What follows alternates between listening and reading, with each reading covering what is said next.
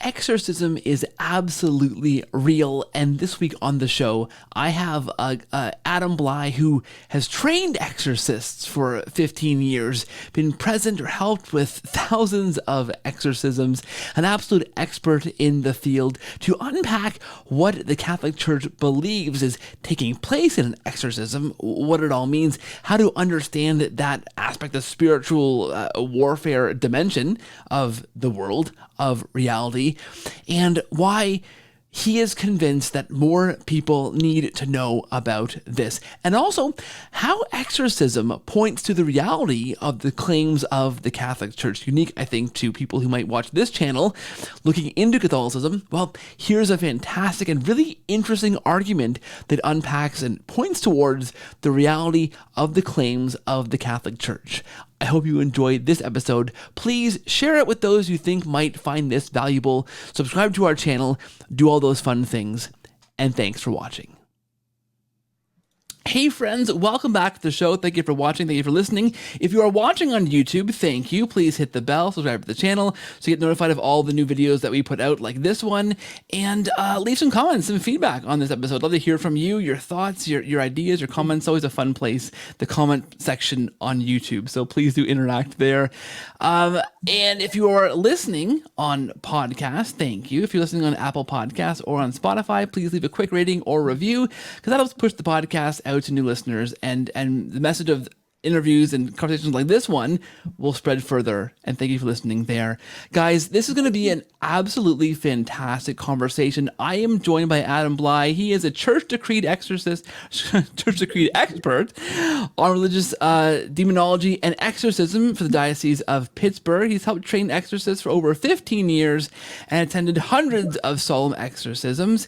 He's the author of a bunch of fine books that I'm a big fan of: The Catholic Guide to Miracles, Separating the Authentic from the Counterfeit, The Exorcism Files, True Stories of Demonic Possession, and The History of Exorcism, out just this year from Sofia Institute Press, I believe it is. And Adam, I gotta say, I loaded up your bio last night, okay? And from last night to this morning, another book has appeared on Google Books that says coming 2024. So that, I don't know what slipped in there under the radar overnight, Adam, but welcome to the show. Anyway, thanks for being here, and hello. Oh, thank you. Yeah, that one's on hold right now because I'm trying to wrap up a canon law degree, and life is a little too busy right at the moment. As you do. Yeah, I don't know what happened. Honestly, from last night to this morning, somehow it slipped onto Google Books. I don't know. It's pretty exciting. So we'll look forward to that when you finish the other things you're working on. That's amazing.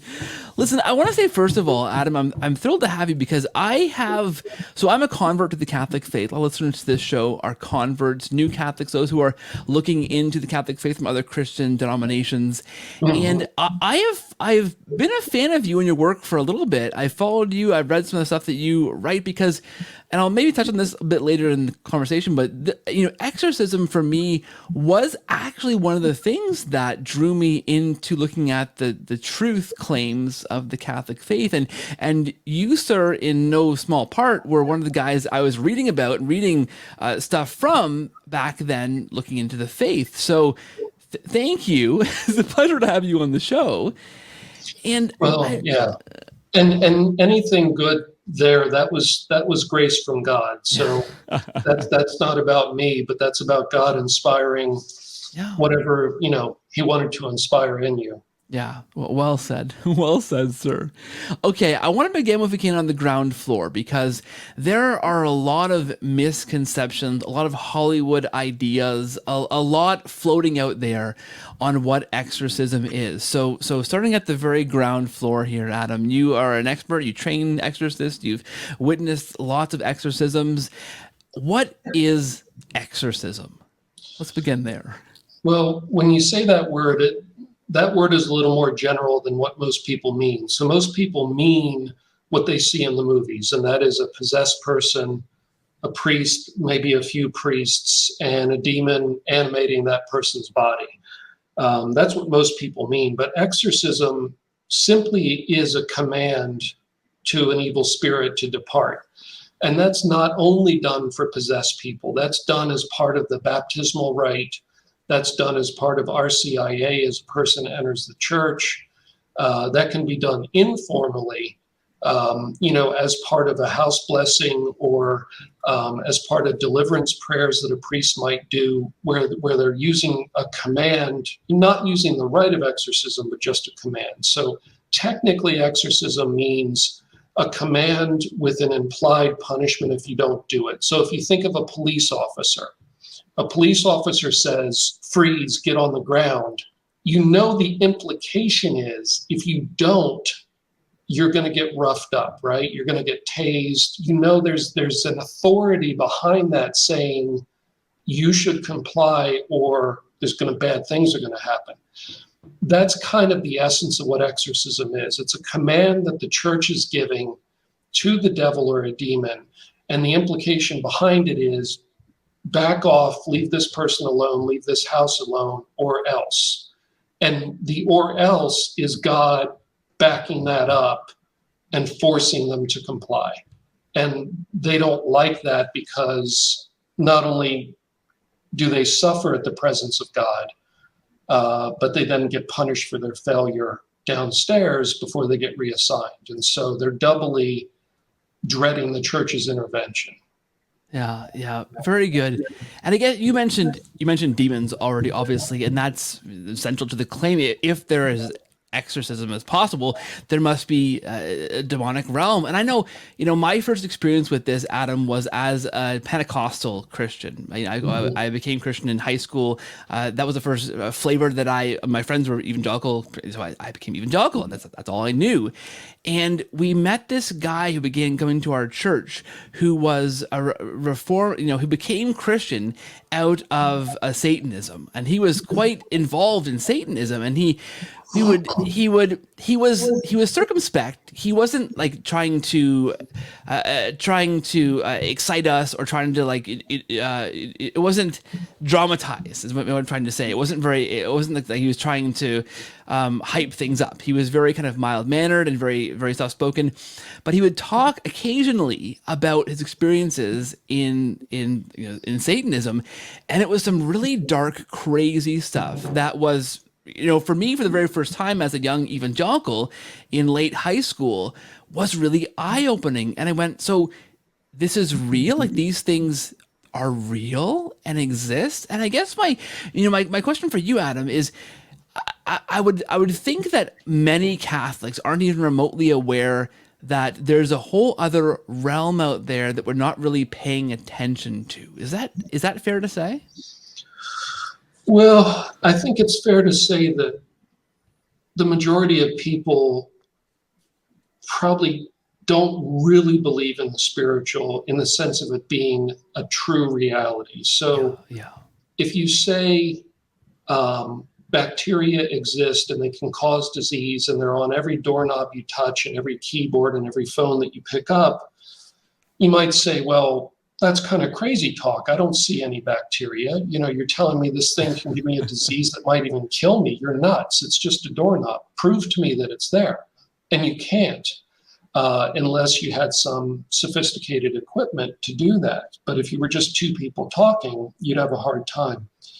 So a lot of people take, I think, without realizing it, a position of, well, that extraordinary stuff, that was old misunderstandings. That was epilepsy. They didn't know what it was.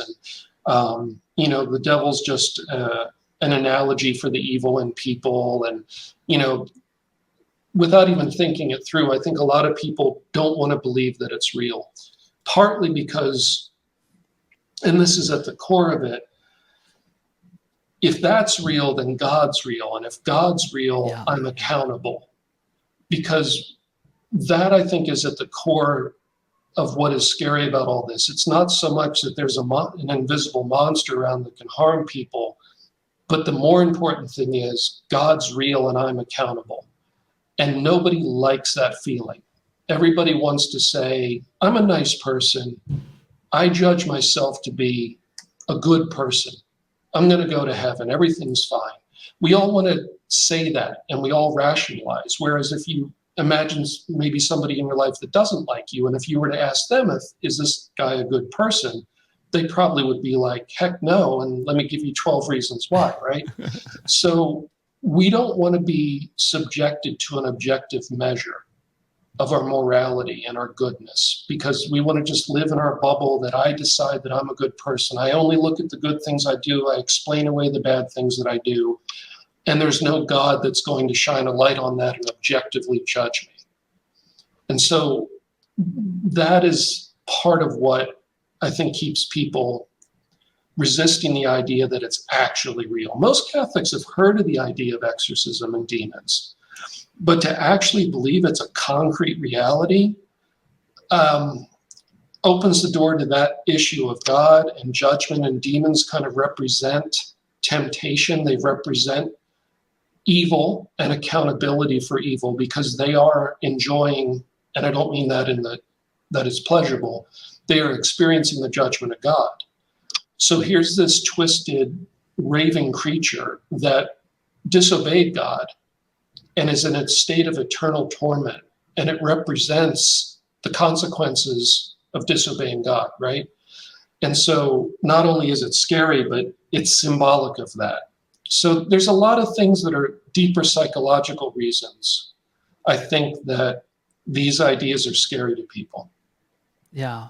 And the other thing too that you notice is the idea that, oh, that's for Catholics over here. Like these beliefs in exorcism and demons, that's what these guys over here believe. And somehow just not believing it will make it not a reality. But of course, I'm sure you've seen, Adam, your fair share of I mean, Catholics understand the demonic world, the spiritual realm, but that realm is not somehow just relegated just to Catholics experiencing those things, right? Like we can say, they do that over here, but no.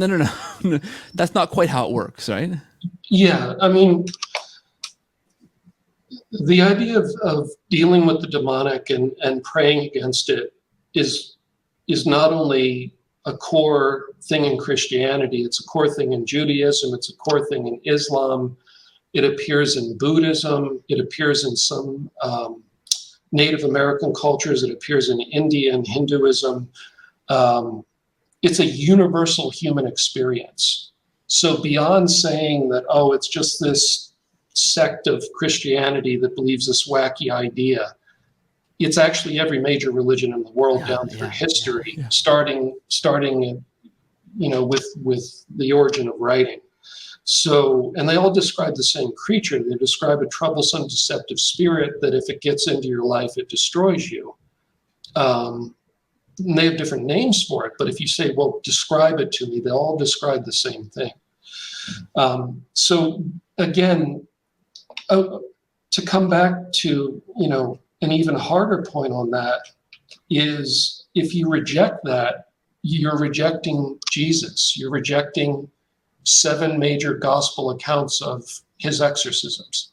So if you say that that wasn't real, then either Jesus didn't know what he was doing or he was lying. And if he was lying, then the whole gospel falls apart. And if he didn't know what he was doing, then was he God? Like you can't take out the demonic and exorcism from Christianity without the whole thing collapsing. Yeah. I think that's the fascinating thing, and you touch on this in your book, The History of Exorcism, Jesus as an exorcist, and the exorcisms during in the Gospels, and that's something I think is fascinating because, okay, if this was a reality in Christ's time, if we see Jesus as an exorcist exorcising people, also doing healings, but also doing actual explicit exorcisms, why would we think that thing stops being a reality? Suddenly Christ comes, and then demons are gone. Like, of course that continues, right? And I think, well, he explicitly commanded the church to go do these things after he left. Right. So he didn't say it would be wrapped up and resolved. God allows, through his permissive will, he allows the demons to continue to tempt us because ultimately it's for our good. Without the struggle of temptation, you don't spiritually mature. And so he wants children that are strong and obedient, not passive and untested. Yeah, yeah.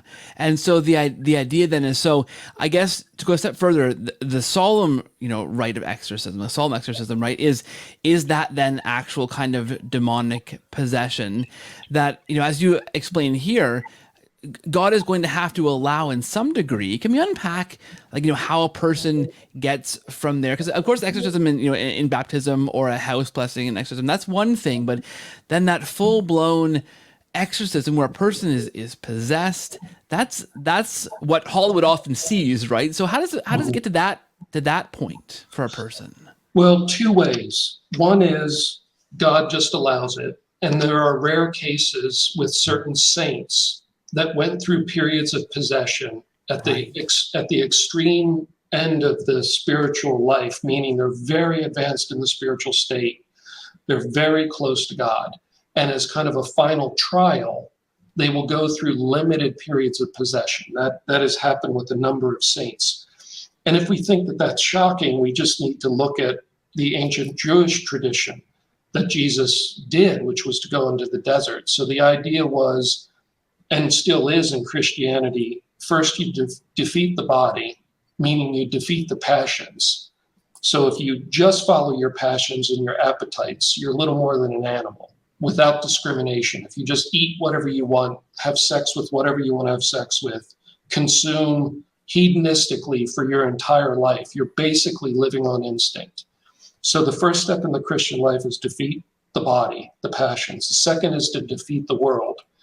And then once those two are defeated, meaning seeking fame, power, money, that type of thing, once they're defeated, the devil is no longer veiled.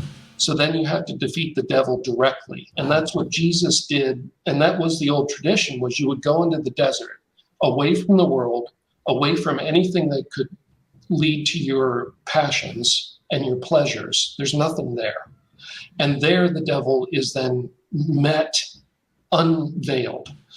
And so at the extreme end of the spiritual life, one meets the devil. If we think of the Cure of Ars and, the many stories of his bed catching on fire and him looking and saying, oh, it's just Satan again, and rolling over and going to sleep, that type of thing. We know advanced states encounter the devil and this preternatural activity, and then some of them go through periods of possession. It's kind of an extreme trial. So that's hyper rare, and people need to remember, we're not talking about the average Joe.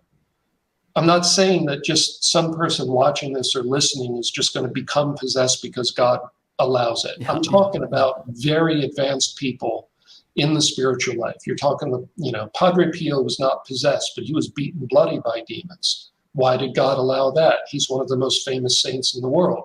Incredible miracles of almost every type, and yet he was beaten bloody by demons on a regular basis. So I'm talking about extremely advanced individuals, and they're very rare in history. The more common one is people violating the first commandment. So they're putting a spirit other than God first, which they're turning to that spirit, that created spirit, and looking for comfort, information, or power, which is basically the three reasons people interact with spirits. And by doing that, by turning to that created spirit and saying, give me comfort, teach me something about the afterlife, give me some favor or influence in the world, you've told God implicitly, I don't trust you, I'm not going to wait on you, I want what I want on my terms when I want it, and I'm going to get it from this other spirit. And so you've broken your friendship with God, you've violated the first commandment, and now you've entered into a relationship with this spirit.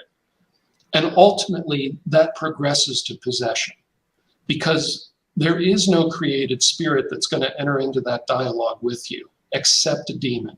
A holy angel is not going to draw you into violating the first commandment. A soul in purgatory is not going to do it. They're on the escalator to heaven. They want to get there eventually, and God's not going to allow them to.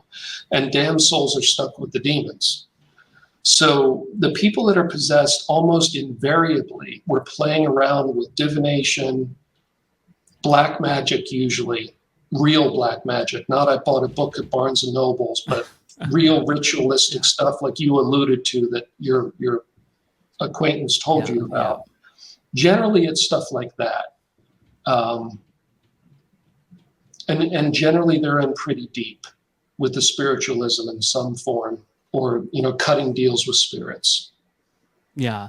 Now there are degrees, of course, right? So it doesn't go from, in my understanding, it doesn't go from somebody messing around with something to suddenly being full blown possessed, right?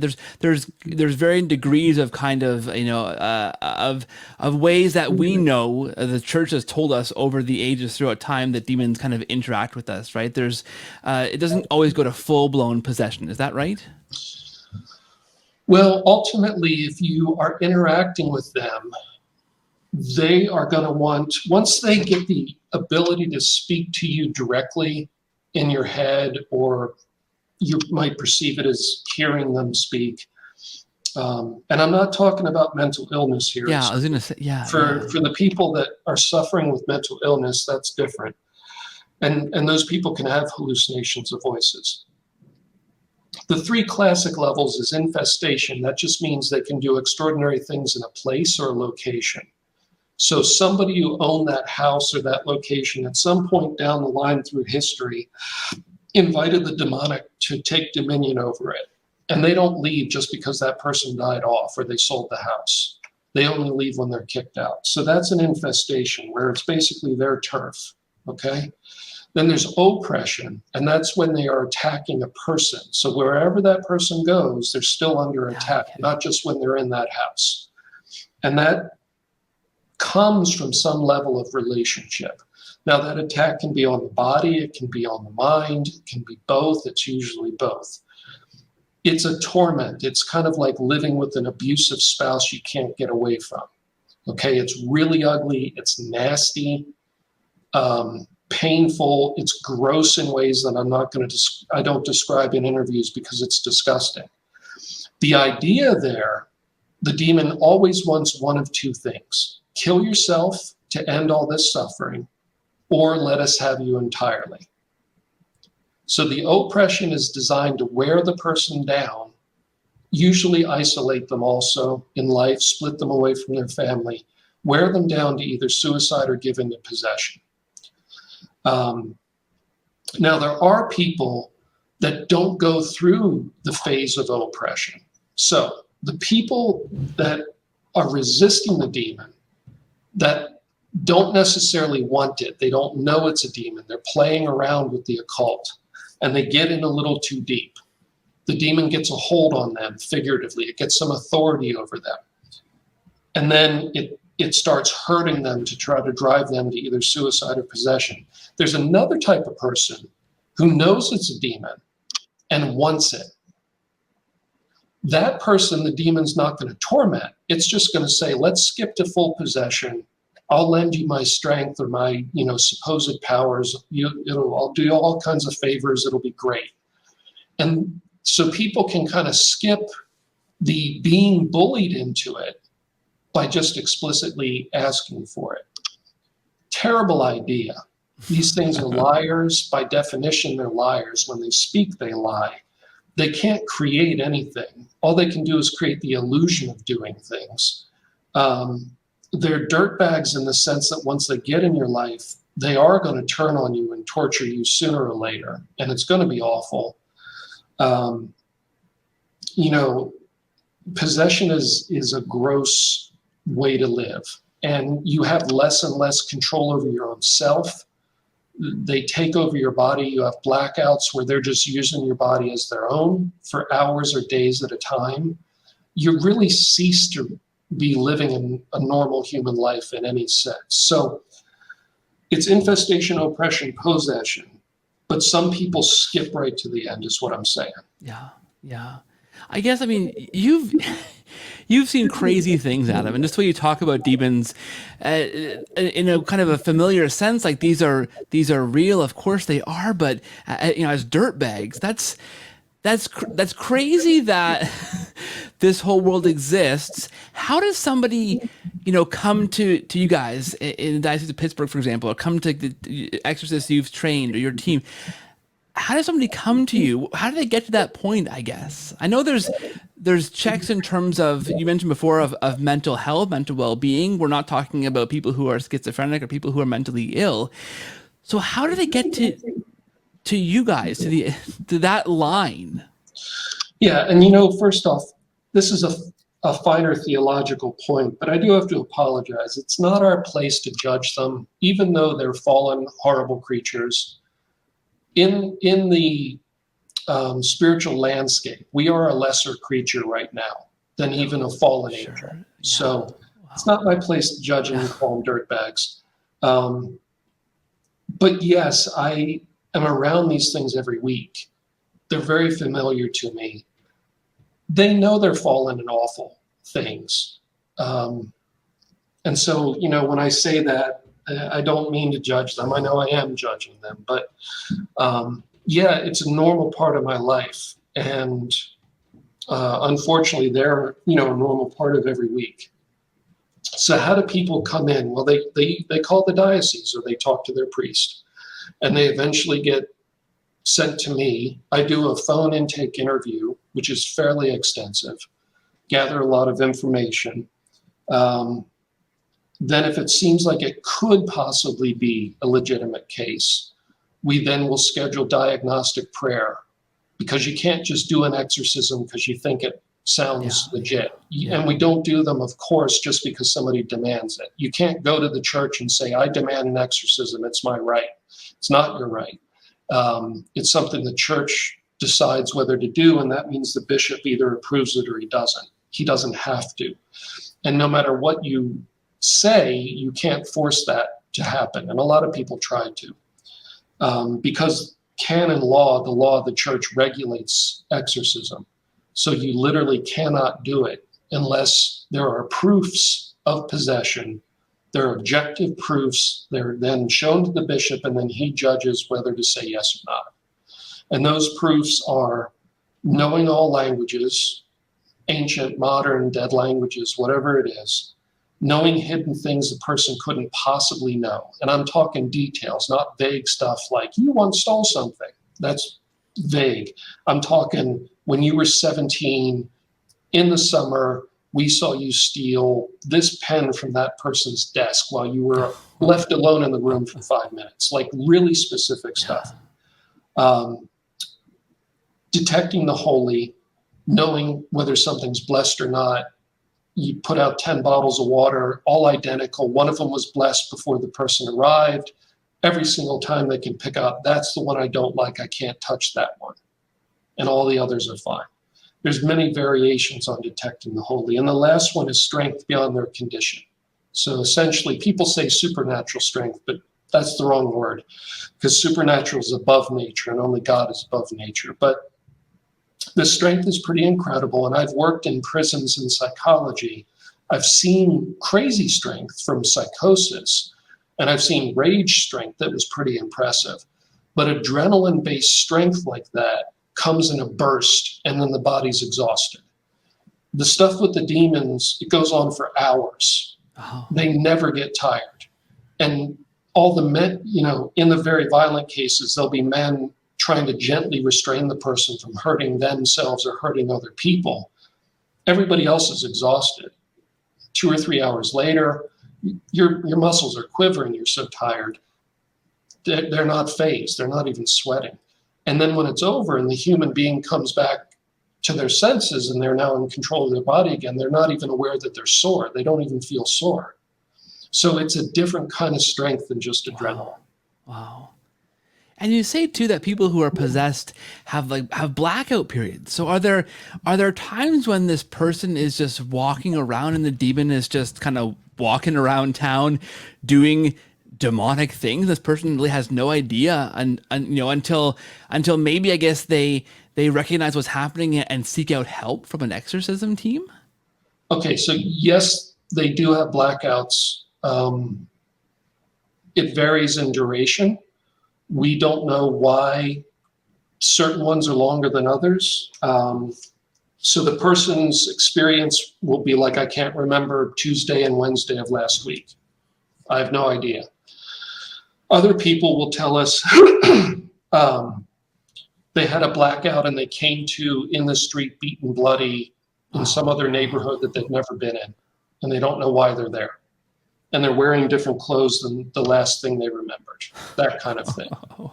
Other people will describe that they blacked out and people told them that they saw them acting really strange, and were you on drugs or something? Like I tried to talk to you and you ignored me and you were doing such and such. So yeah, they will sometimes experience blackouts where the demon takes over. They're not conscious at all as a rule. Sometimes the demon will allow them to be aware of what's going on as a form of torment. Right, right. But yes, it's in psychology, you would call it a fugue state, which is dissociative disorder that people under a lot of stress will sometimes have, where they'll kind of black out and come to in a different location hours later. But that's more of a stress-induced dissociation. It's very different. Yeah.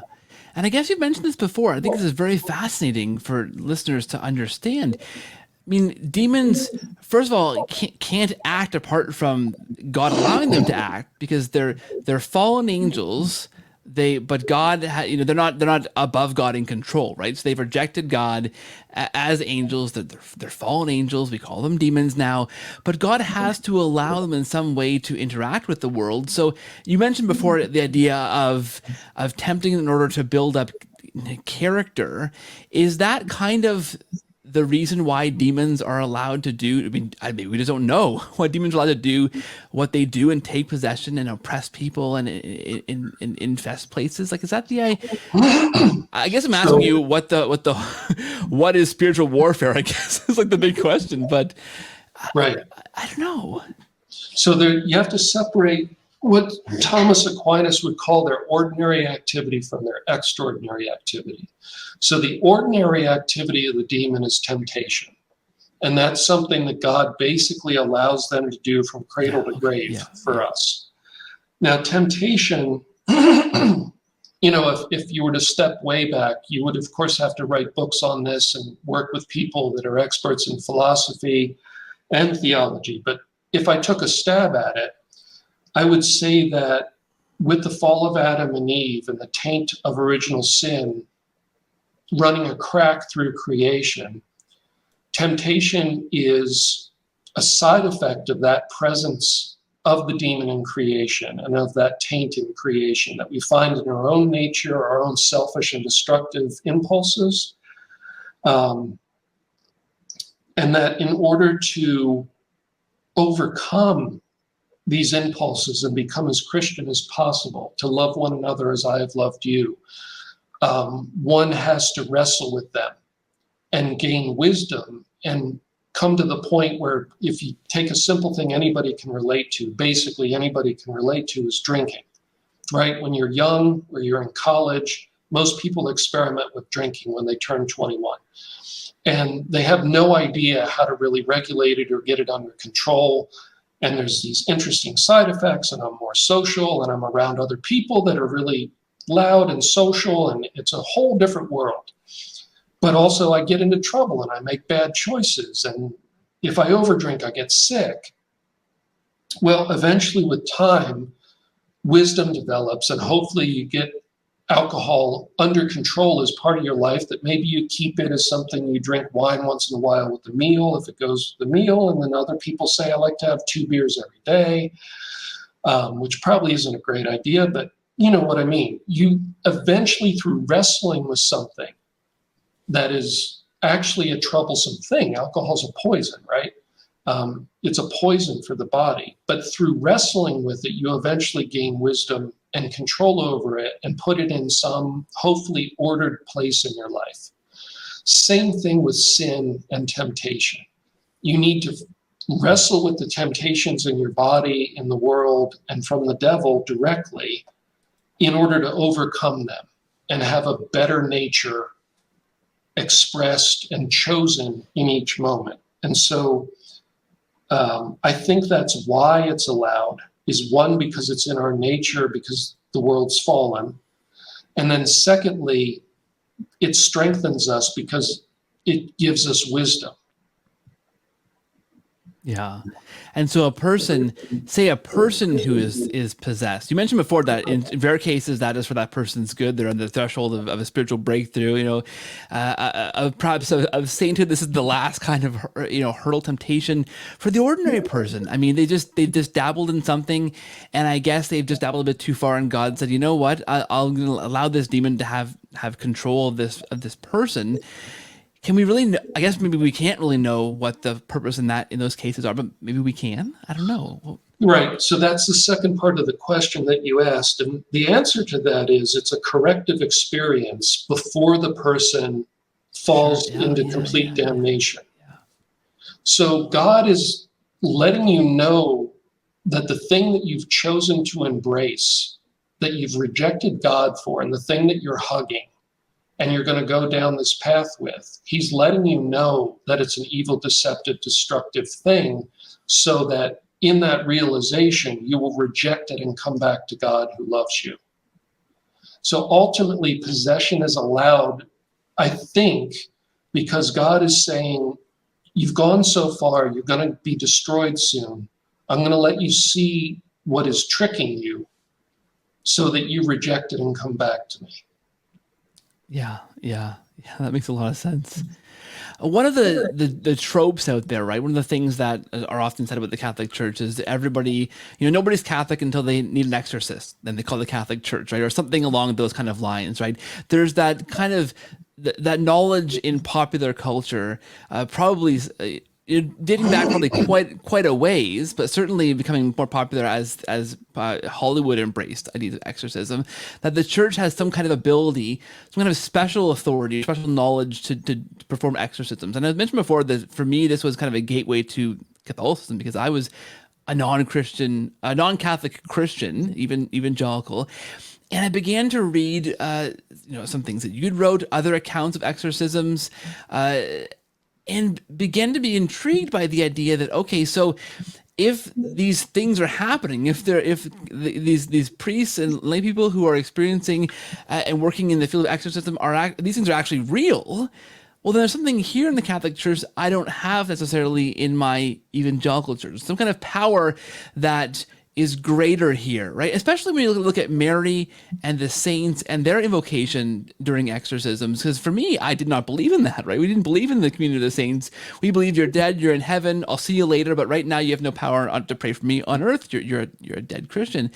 But I began to see these reports and read these things more deeply, the exorcism and the power of the saints in exorcism, the power of holy objects, the power that the church seemed to possess in greater strength than non-Catholic Christian groups. And that for me was a draw to look deeper in the Catholic faith. And people sometimes laugh at me for this perspective, but it was an apologetic tool for me to look into the Catholic Church. So what is it, I guess in your words, that the Catholic Church holds that's special in the realm of exorcisms? What does the church possess in that? No pun intended. Yeah, and so your observation isn't a new one, and I'm not picking on your observation, but this topic has been kind of it's been kind of a flashpoint or a testing point since the Protestant Reformation started. Okay. Yeah, so back in essentially the latter Middle Ages, there were dueling exorcisms, and they were public in some cases, where once a week the Catholic bishop would come in and pray, and then on the other weeks the Protestant minister would come in and pray, and people would watch to see which church was valid. So this idea of this is one of the few places that it's not just an armchair debate. Well, I think this. Well, I think that. You don't have any objective measure. There's no yardstick to measure and say objectively, well, he's right. Okay? This is one of the few places that it seems like you can objectively measure, and either God responds or he doesn't. And he doesn't respond because you have a better argument, or your interpretation of the scriptures, quote unquote, better. Doesn't suddenly God then, responds to your prayers. God either responds or he doesn't. And the demons, in a sense, are clarifying because They are so obstinate and arrogant and filled with pride that they will not for very long subject themselves to any human unless God forces it. Yeah, yeah. They may put on a sham for a brief time to inflate your pride, but to sincerely be humiliated and driven out, I don't think they would do that unless God was actually backing that up and making it happen. You know, the ancient Jewish understanding that only God can cast a demon out, I think is correct. That's why Jesus was so shocking at that synagogue that first time when he simply said, "Come out of him." The thing that sent shockwaves wasn't that he did an exorcism. That was common. Jews, there were traveling exorcists. Jews knew about exorcism already. The fact is, he didn't invoke anybody's powerful name to do it in. He just did it in his own name. Yeah. And that's what was shocking. So, and I still think that's true. So the kind of the bottom line is the two things the church has, in my observation, and I'm born and raised Catholic, but I've spoken at major Protestant conferences multiple times. I've talked with people from many different faiths that have had questions or they've had cases. The two things the church has is the Eucharist, number one, which is Jesus in a particular way, being present, body, blood, soul, and divinity. And, that we see that play out in exorcisms too. I've seen Satan have a dialogue with the tabernacle. We couldn't hear God's side of it, but he was in a body, so we could hear what he was saying. And it sounded like something right out of the Old Testament. So Jesus is present in a special way. And then secondly, the church has the actual solemn rite of exorcism. So the book that was initially put together, it was standardized in 1612. There was many different exorcisms floating around before that in different regions of the world, but they made a universal one, 1614. And the revised one in 1999, we finally have the English translation in, I believe it was 2014. I'd have to check, might be 2016. But anyway, 1600s, and then one revision in 1999. So the church has a book, and that's something nobody else has. And that book was based on centuries of experience of doing this. Yeah. And it includes wisdom and do's and don'ts, tips from centuries of experience. So it's not only the text that you just open the book and read it, but it has this introductory section of like, here's 30 things that we've figured out over the last 2,000 years that might be helpful to you as an exorcist. Now, anybody can get that book, at least the old one. The new one, you have to be a bishop to order it. But if somebody were to pick it up without proper authority, again, the demons are clarifying in the sense that, and we've seen this many times, if a person picks up that book and tries to use it, and you actually have a real demon in a body, it will simply say, you don't have authority over me. That's not going to work. Oh, wow. And if a Catholic priest were to pick up that book and not have permission from his bishop, the demon will say, you don't have permission from your bishop. Yeah. You have no authority over me. And it's not that that human being was told that he didn't have permission. Yeah. They're very big on not being humiliated, and they're very big on putting human beings down. They really hate us very much. And so any chance to call us on authority issues, they will take it. And so kind of the bottom line is a lot of other religions do send the severe full-blown possession cases to the Catholics. Because the Catholic Church down through history has had a reputation of being able to deal with these things. Now, the reasons are, I think, because it's the trunk of the tree.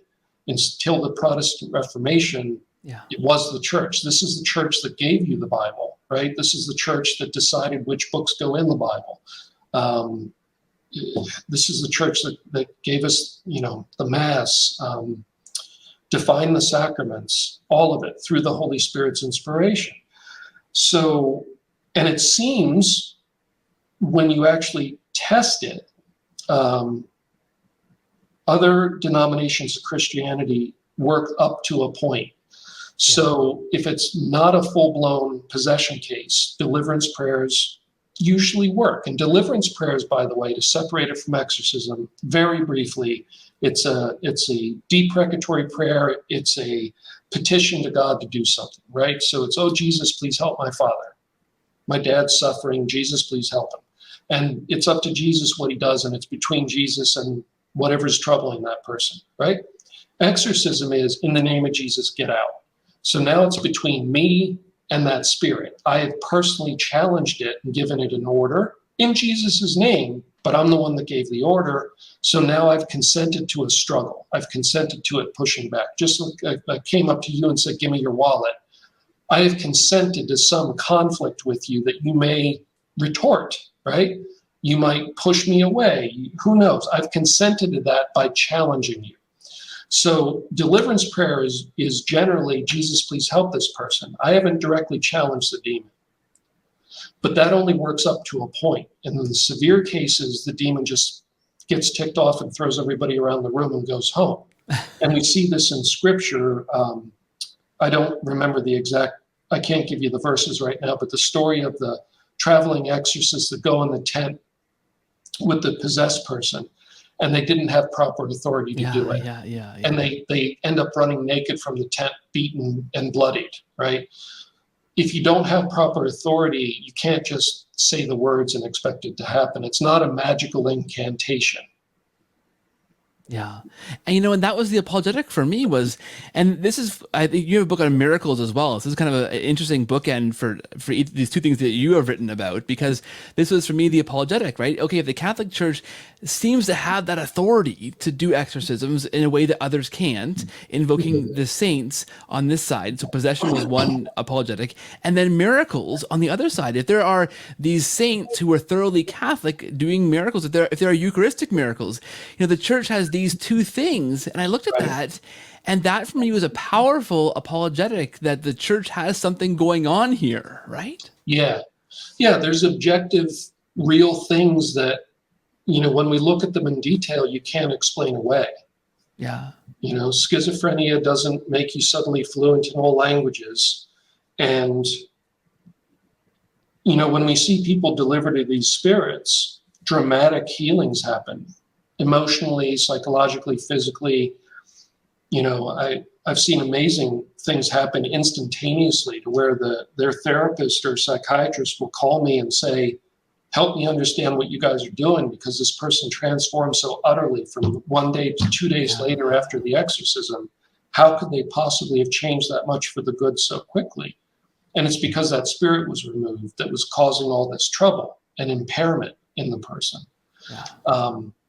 So there's things that really cross the line of it's hard to explain away. And the Eucharistic miracles, the healings, the Church's standard for healings is very high. It has to be instant, complete, lasting, and have no medical explanation, to where the doctors that are not Catholic, not Christian, hopefully just completely secular, have no explanation.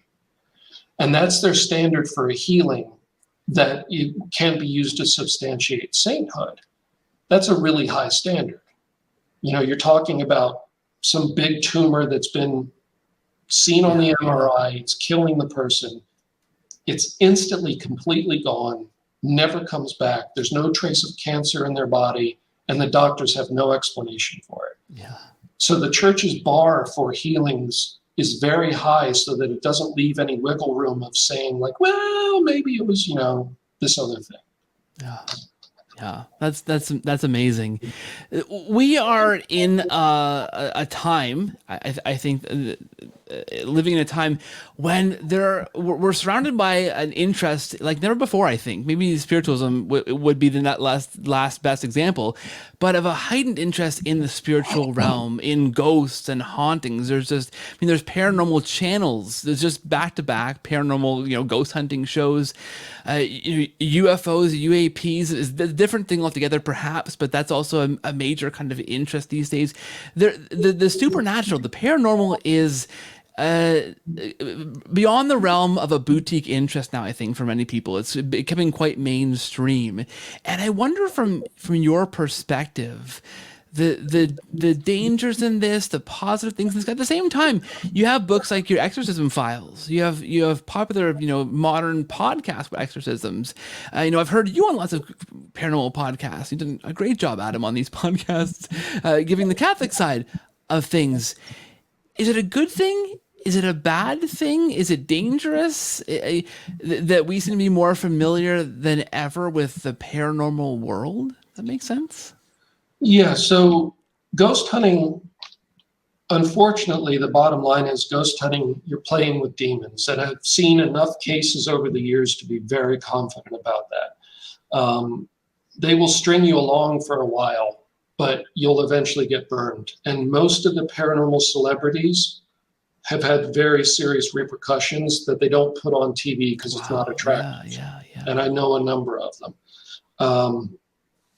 So, ghost hunting is necromancy. Necromancy for a Christian is forbidden using the word abhorrent, which is rarely used in the Bible about how God feels about something. And he's described as finding the practice abhorrent, and that'll turn his face away from you and cut you off from his people. So he's like, you're out. Like that's it doesn't get stronger than that. Yeah. Now, why is it abhorrent to God? Well, it's a violation of the first commandment. You're turning to a spirit other than God, a created spirit, for comfort, information, or power. You've broken the first commandment. You've befriended a demon because no holy angel is going to draw you into that. We went over this earlier in the conversation. So the reason it's happening is because the world's becoming less religious, right? So we have an innate built-in desire for God and for spiritual experiences. It's built into us. We've got a compass needle in us, figuratively, that's looking for God all the time, that's looking for spiritual experiences all the time. And the older we get, the stronger it gets, right? Closer we get to death, the more it's like, where's God? Because I'm looking for a solution to this death thing, right? When we become less religious as a culture, we're not feeding that need. And so people are going to turn to anything they can find that promises to give access to the spiritual. And that's why witchcraft suddenly has a bigger audience now. That's why Satanism is trying to push for a bigger audience, because they're promising to fulfill that need and give people access to the spiritual. It's not a good access to the spiritual, because God isn't a Pez dispenser that if you push him the right way, he gives you what you want. Magic says, if I say the right words and wiggle my fingers the right ways, zap, I get what I want, right? As if the universe is just a machine that if I learn how to tweak it, I can just push it and get what I want each time. God doesn't work that way.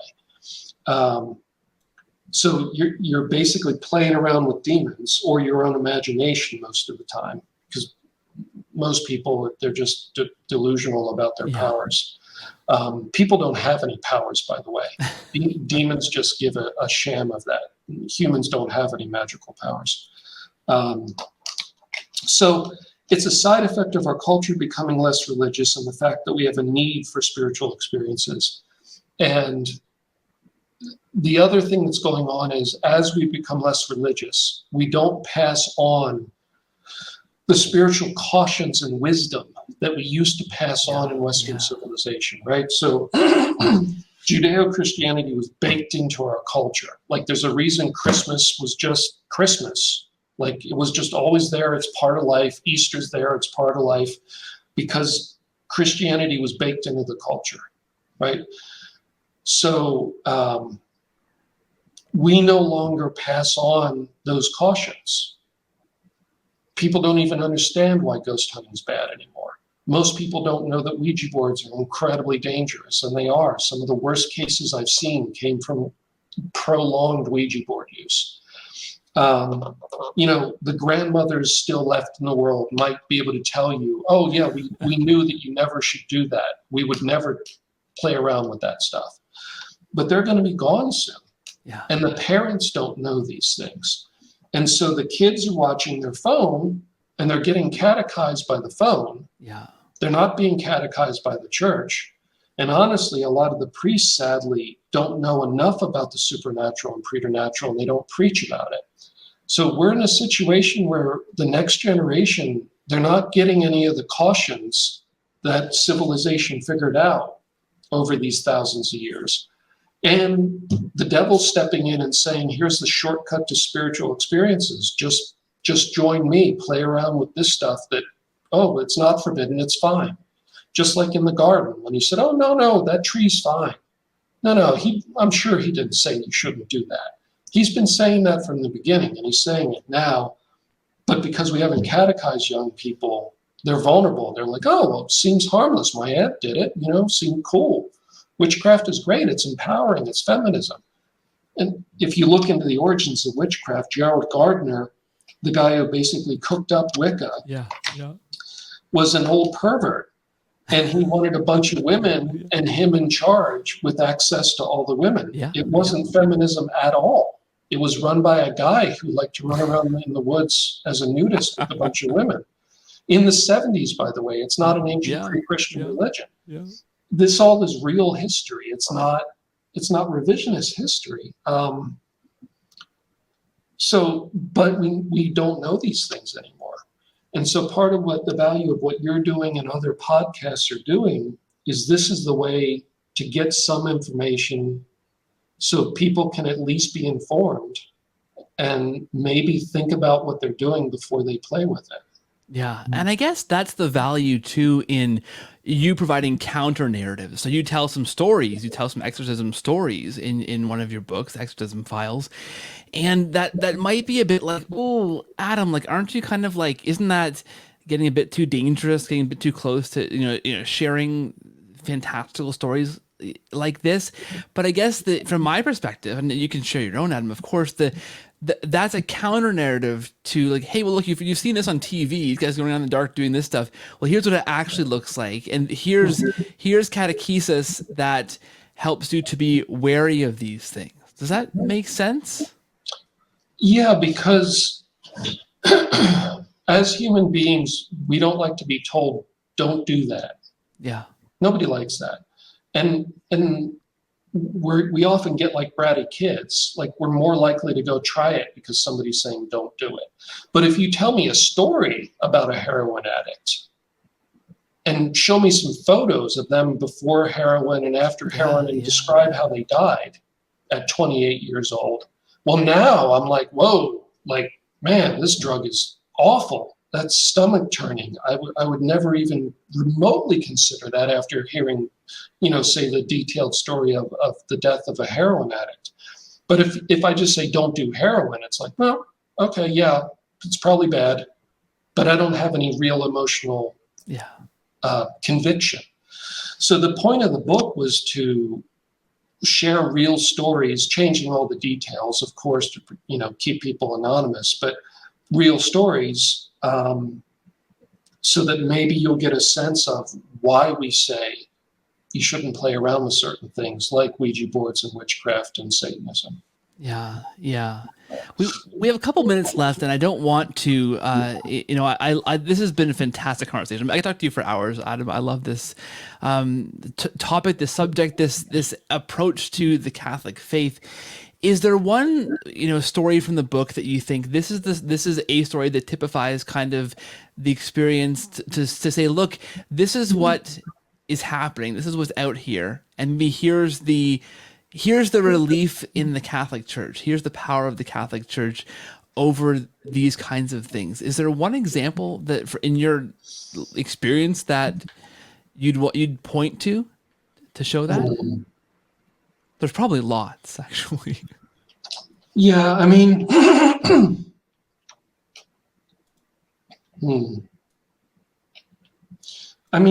instead of sharing trying to give a proof story to, maybe convince a listener that the church is valid, I would encourage you instead that the universal thing that I see in the exorcism cases, which are pastoral things that go on for months or years. It's not just a 10 minutes of a movie.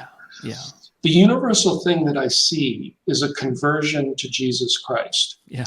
And we don't preach to people that we're praying for. We don't proselytize. We don't try to get them to become Catholic. None of that. We simply pray fervently for their freedom.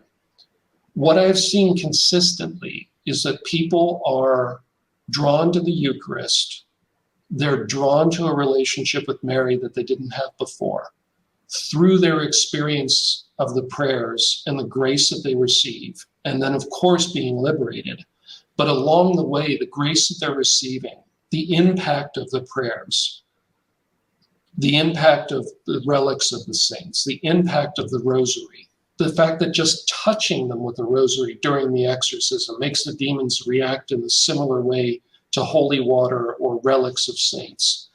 And just in their heart, there's a natural conversion that goes on in every single case. If they're Catholic already, now they are deeply Catholic, and they all say the same thing. I didn't think any of this was real. I've got to tell everybody. Yeah. And if they were Protestant, inevitably they ask about, how do I enter the church? Because I can tell Jesus is here, and I can feel his love when I come here and these prayers are said for me. I can feel the presence of his mother. I feel drawn to the Eucharist. I hear these things in case after case. So the encouragement wouldn't so much be like, I don't know, in kind of a judgmental, separating kind of way, like, this is a true church and you're inadequate. You know, other Christian faiths have some of the truth. The Catholic Church believes it has the fullness of the truth. But what we see through exorcism, more important than the authority over the demon, is the drawing of people, whether they're not Christian, they want to get baptized, inevitably, because we'll pray with anybody. So the person who's not baptized wants to get baptized. Then they want to learn, explain to me about the Eucharist. Why do I feel so strongly about that tabernacle over there? The person that's Protestant is drawn to entering the church. The person that's Catholic already deepens their relationship and their trust with Jesus. Ultimately, this whole thing is a story about conversion. And that conversion, through things like this podcast, through the Holy Spirit, not our words, but the Holy Spirit in the people and inspiring the people listening, this will then lead to conversion in other people, in their own journey. So that would be the way I would close this, on an encouraging note, because ultimately I think that's what Jesus wants. That's fantastic. You know, and I've spoken to exorcists in the past, some on this show, some just privately by email or by telephone for different purposes, asking questions and those kinds of praying articles, those kinds of things. And Adam, you work with exorcists all the time, and I think you're no exception, sir. There is this sense of humility, of awe of the grace of God, of the sense that you are not doing these things, Adam, but God working through you. I see this in the exorcists I've talked to. I see this in you. So thank you. I mean, thank you for being that vessel on that front line of spiritual warfare with those exorcists that you're training and working with, those teams, exorcism teams. You guys are doing that hard work, and I appreciate the humility and the you being that conduit for God to work through. Thanks for that, Adam. Oh, it's not humility; it's just reality. Yes. Like, it becomes very clear. Yeah. Jesus is very real. Jesus is present. I mean, the beautiful side of working in this area is you also get to see God moving in extraordinary ways. Yeah. So, of course, we all know that we're nothing. He's doing it all, and he's providing all the protection. He's answering all the prayers. So he's where you need to be looking. Well, fair enough. I guess if you're seeing those extraordinary things day after day, it's pretty easy to be humble when you see God on display like that. That's pretty Hmm. awesome, Adam. Hmm. Listen, this has been an amazing conversation. Thank you so much for the work that you do. Thanks for this. I'll put links to the show notes to your fantastic books. I already own most of them, and as the rest come out, I'm going to be picking those up too, Adam, and I'll point listeners that way as well. I want to say thank you. God bless the work you're doing for the church, and thanks for being here today, Adam. Appreciate it. Oh, thank you very much. God bless you and God bless your listeners. Thank you very much.